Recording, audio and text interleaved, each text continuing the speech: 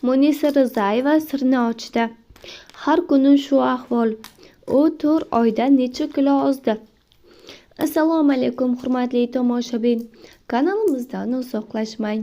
Bizni yo'qotib qo'ymaslik uchun like va obuna bo'lib ketishni unutmang.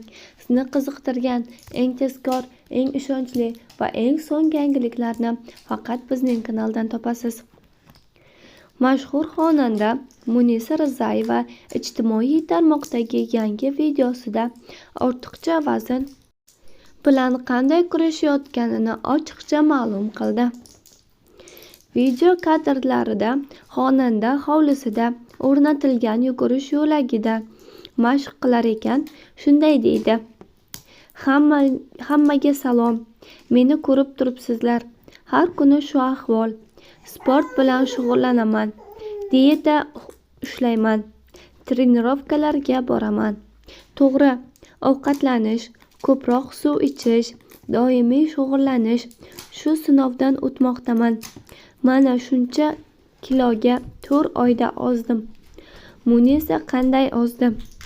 Xonandaning so'zlariga ko'ra, u maxsus parhez, kundalik mashq va intizom orqali 4 oyda salmoqli vazn yo'qotishga erishgan.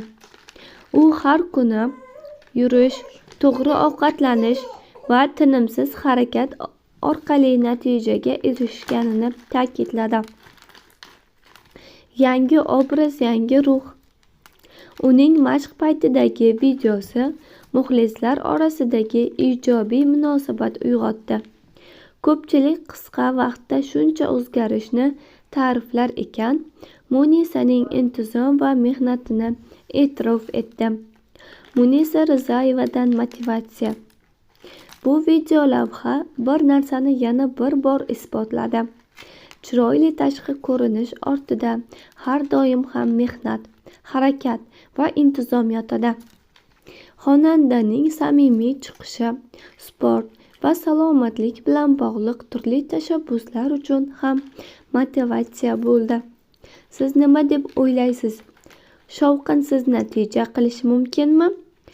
Munisadek so'zsiz ishlash kerakmi?